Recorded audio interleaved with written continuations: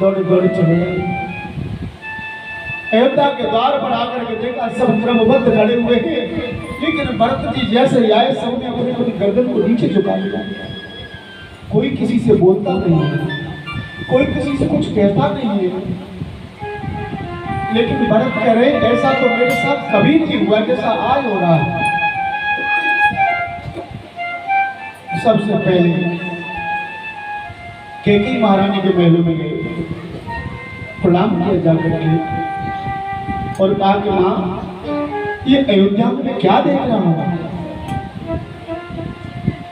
तो कैकेयी ने कहा बेटा मैंने तेरे लिए राजगद्दी मांगी, अयोध्या का राज तेरे लिए मांग लिया, बाकी तो सब कुछ अच्छा है पर थोड़ा सा काम बिगड़ गया। क्या? बोले महाराज सोचो चले गए। इतना भरत ने सुना, क्यों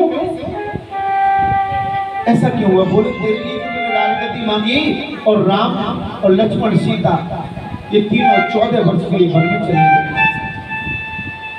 मैंने वरदान मांगा।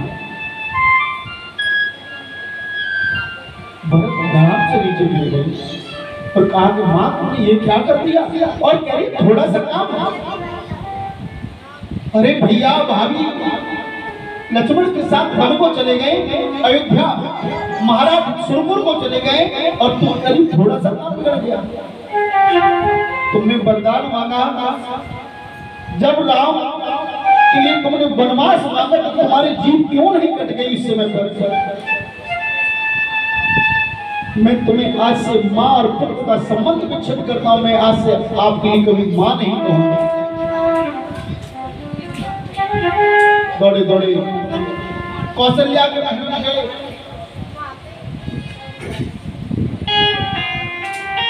कौशल्या में भरत को देखा, कंठ से लगा लिया, लेकिन कंठ में लगने से पहले भरत कह रहे माँ इस अयोध्या के राज्य लेने में मेरा तनिक भी लेस मात्र नहीं हाथ नहीं है, मुझे तो पता भी नहीं है।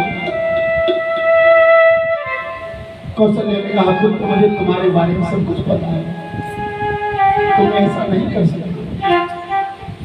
सब विधि भरत सराहना योग्य, हर तरह से मैं तुम्हारी सराहना करती हूँ।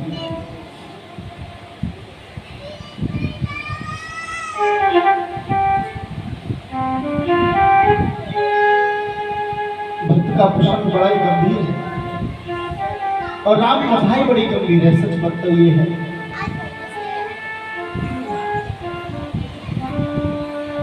इधर राम जी केवट के द्वारा नाव से पार करके सरयू पार करके पहुंच गए। निषाद राज से भेंट हुई, चित्रकूट में भगवान पहुंच गए, वहां सुंदर व्यवस्था रहने की हुई। भरत सभी अयोध्या वासियों को लेकर के साथ भरत और राम जी से मिलने के लिए गए। भरत लाख प्रयास के बावजूद भी राम जी को वापस नहीं कर पाए। अधिक प्रार्थना पर राम जी ने कहा कि मेरी खड़ाओं को ले जाइए और अयोध्या की राज सिंहासन पर रखिए। मैं स्वयं बैठा हुआ हूं ऐसा सोच करके आप राज्य चलाना। भरत जी खड़ाऊ लेकर के आए, राज सिंहासन पर विराजमान कर दी और नंदी ग्राम में भरत जी ने सोचा कि मेरे प्रभु इस पृथ्वी पर रहते हैं लेकिन मैं प्रभु के बराबर नहीं रह सकता। उस नंदी ग्राम में उन्होंने जमीन में गड्ढा खोद करके और उसमें रहने की प्रवृत्ति बनाई, मैं प्रभु से नीचे रहूंगा। और वहां से प्रभु पंचवटी में आए।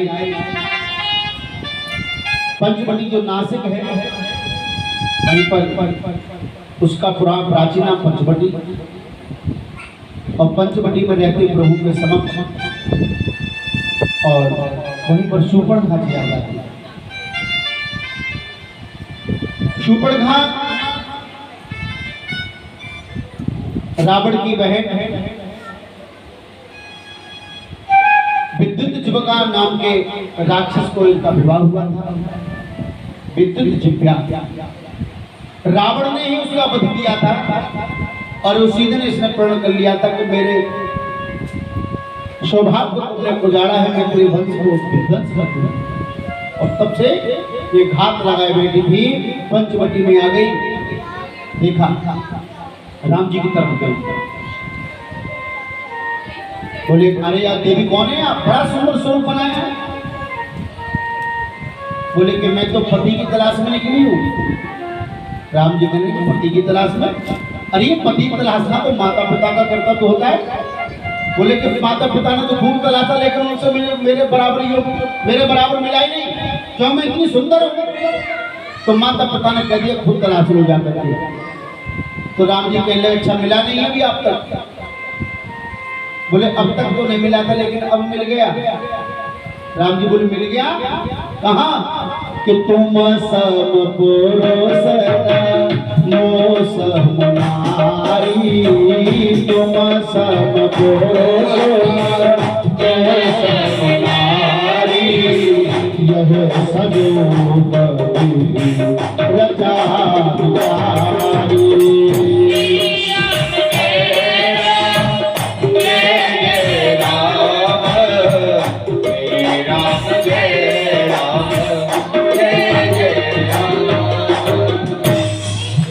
तुम्हारे समान कोई पुरुष नहीं है और मेरे समान स्त्री संसार में नहीं है।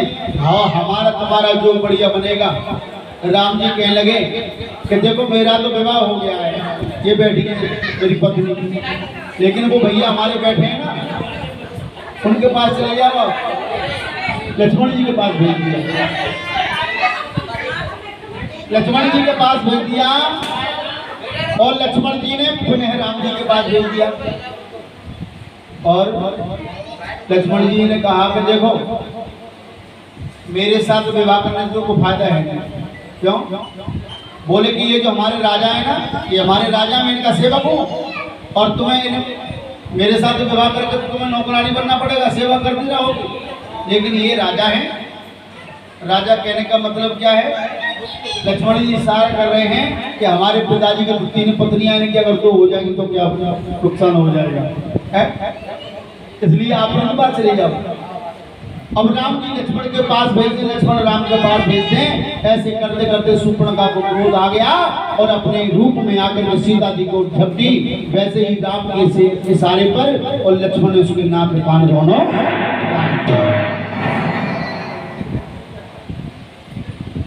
नाक कान काट दिए और रोती चिल्लाती खरदूषण के पास गई। खरदूषण सेना लेकर के आ गए, मेरे प्रभु ने सबको परास्त किया। फिर रोती चिल्लाती रावण के पास गई। रावण ने कहा कि खरदूषण के पास नहीं गई। बोले 2 तपस्वी आए हैं जंगल में, उन्होंने मेरा ये हाल कर दिया। बोले खरदूषण के पास चली जाती, बोले खरदूषण का तो संहार हो गया।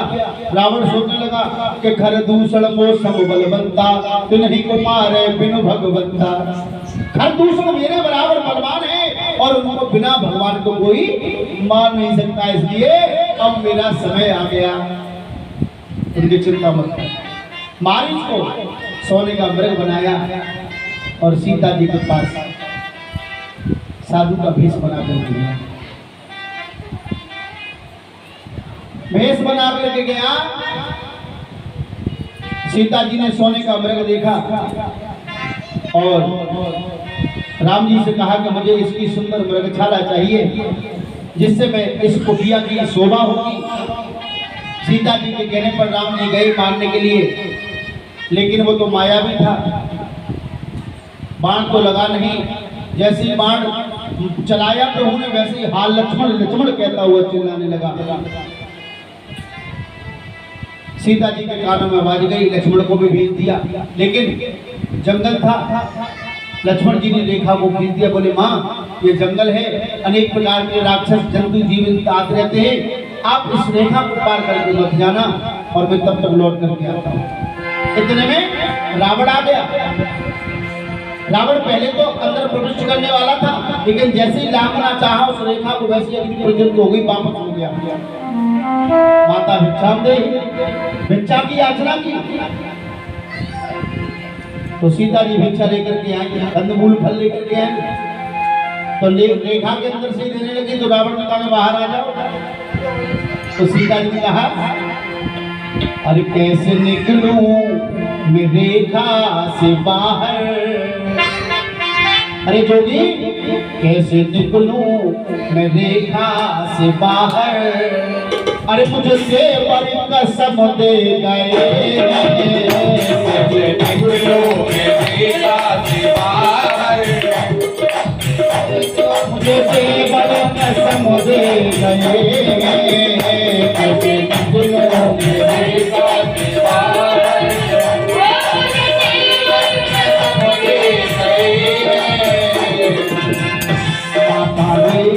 उल्लंघन न करना, माता रेखा उल्लंघन न करना, हमसे 100 बार कर गए, माता रेखा उल्लंघन न करना, हमसे 100 बार कर गए हैं। और लाभ रेखा को शक्ति नहीं हो,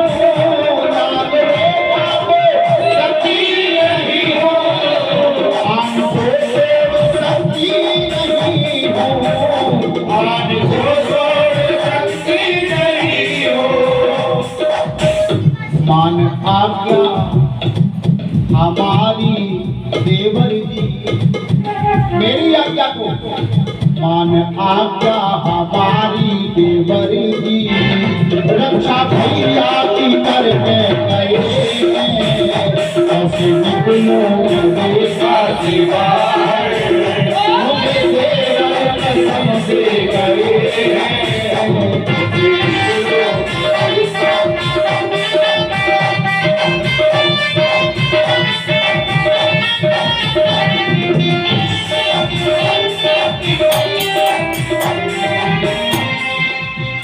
प्राण प्रीतम, प्राणपति प्राण प्रीतम हमारे, ये धनुष बाण मन को सिधारे, धनुष बाण मन को सिधारे,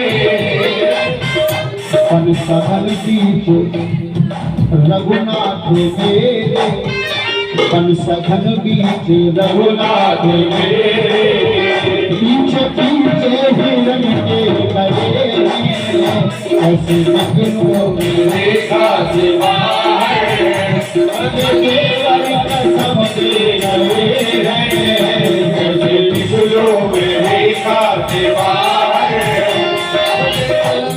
कसम दे गए मुझे देवर कसम दे गए, मुझे देवर कसम दे गए।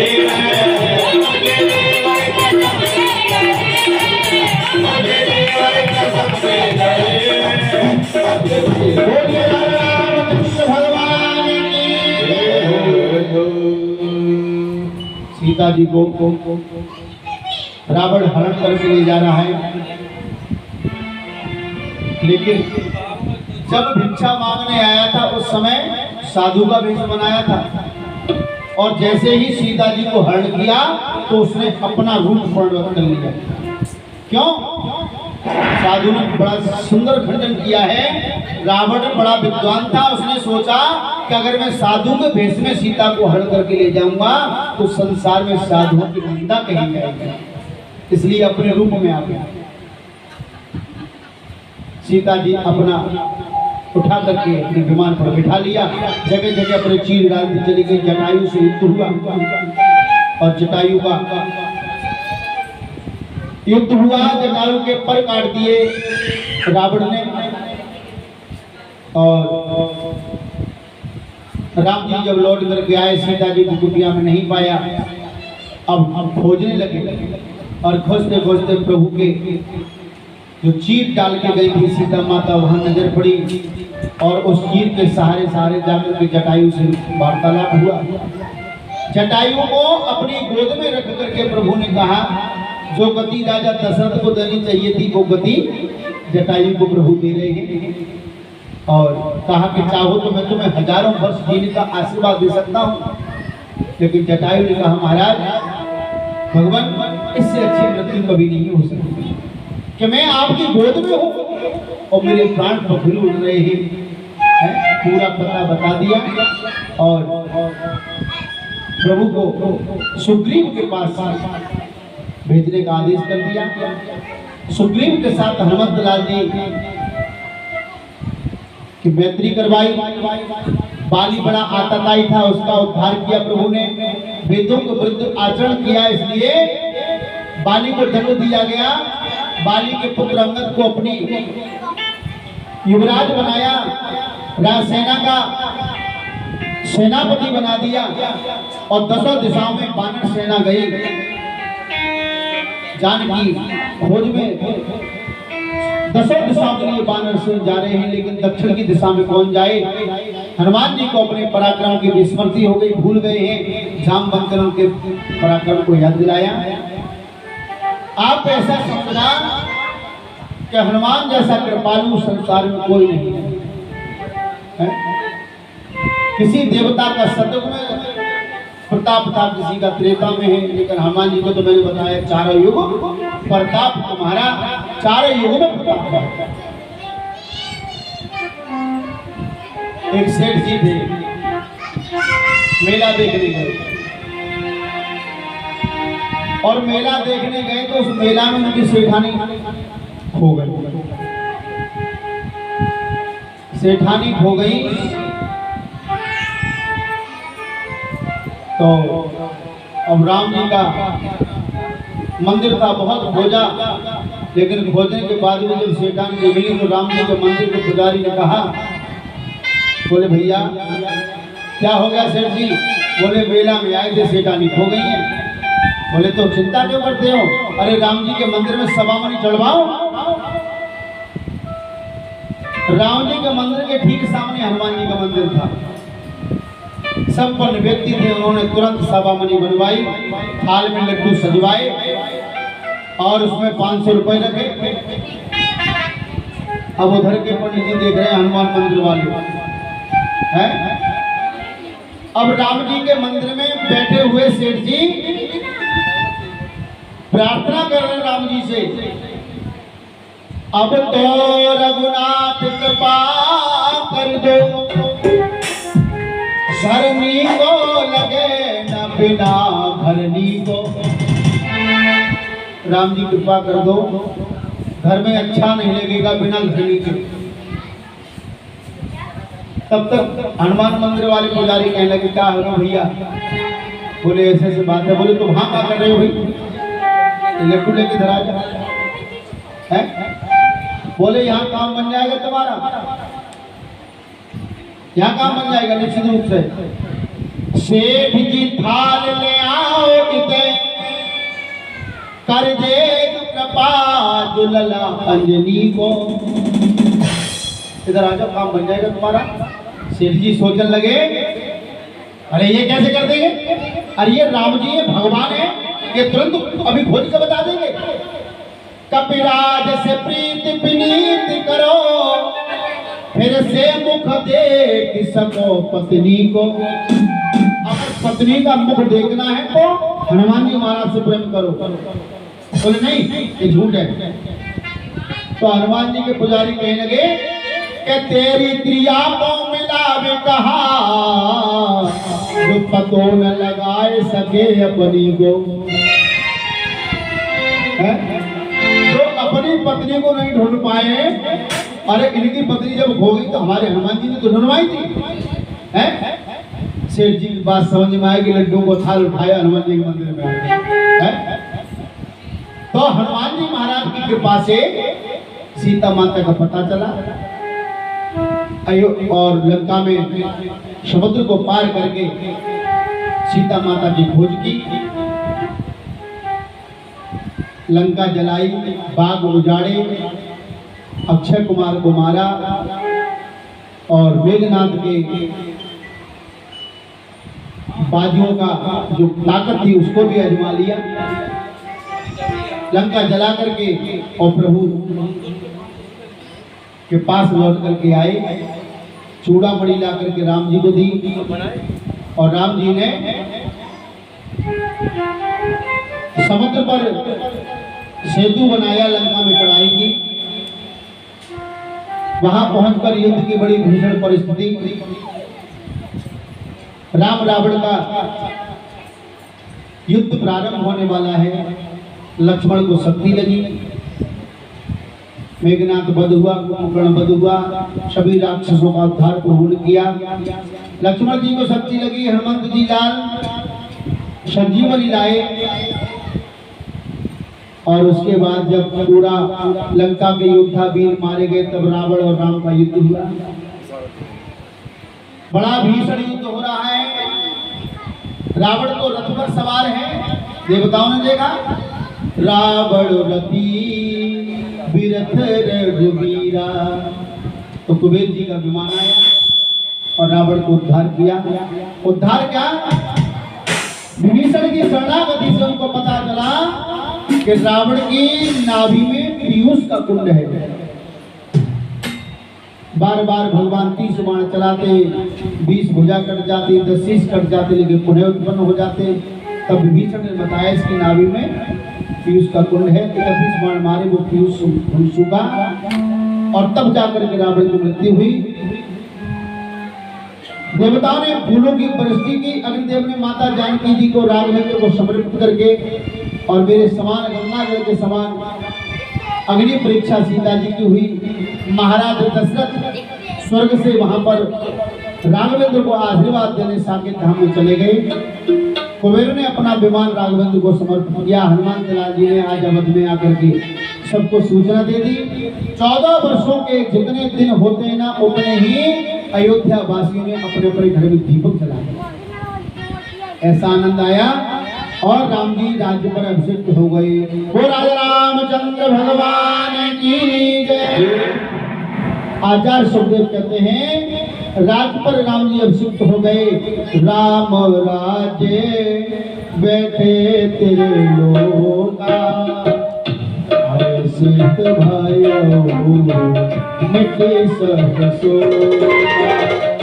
जय राम जय राम जय जय राम, जय राम जय राम जय जय राम, श्री राम जय राम जय जय राम, श्री राम जय राम जय जय राम, श्री राम जय राम जय जय राम, श्री राम जय राम जय जय राम। रामचंद्र भगवान की जय हो। अब श्री सुखदेव जी महाराज चंद्रवंश के राजाओं का वर्णन करते हैं।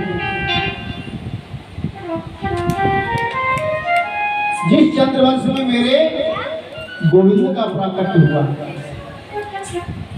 श्री सुखदेव जी कहते हैं राजन, नारायण के पुत्र ब्रह्मा और ब्रह्मा के पुत्र अत्रि और अत्रि के पुत्र है श्रीमान चंद्रमा और चंद्रमा के पुत्र हैं बुध और बुध के पुत्र हैं राजा पुरुरवा।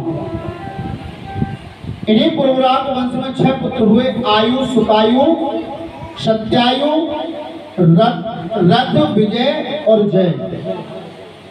इसी चंद्र वंश में एक परम तेजस्वी पुत्र हुआ जिसका नाम है गाधी। और ये गाधी चंद्रवंशी राजा थे, बड़े तपस्वी ऋषि हैं, परंतु गाधी के घर में कोई पुत्र नहीं था। एक पुत्री थी जिसका नाम था सत्यवती। सत्यवती पुत्री का विवाह कहाँ करें, तो ऋचिक मुनि के साथ ऋषि का विवाह हुआ। इच्छा न होते हुए भी गाधी ने अपनी पुत्री का विवाह ऋचिक मुनि के साथ किया। अब ऋचिक मुनि के साथ विवाह हो गया, बेटी जा रही है, तो गाधी महाराज को बड़ा कष्ट हुआ। बार बार मन में सोच रहे हैं कि आज मेरी बेटी पराए घर जाएगी, चली जाएगी, मुझे अकेला छोड़कर के चली जाएगी।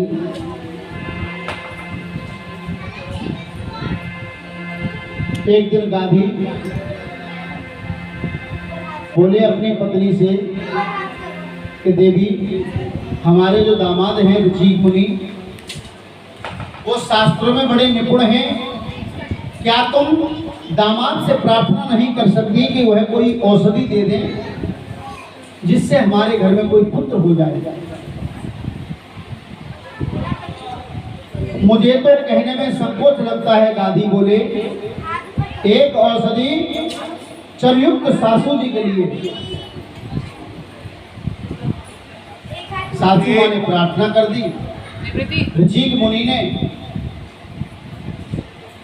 एक औषधि बनाई और उस औषधि को चरयुक्त सासू जी के लिए और एक अपनी पत्नी के लिए। और सासू जी के लिए जो चरु बनाया उसको पत्नी ने खा लिया और पत्नी के लिए जो बनाया वो सासू माँ ने खा लिया।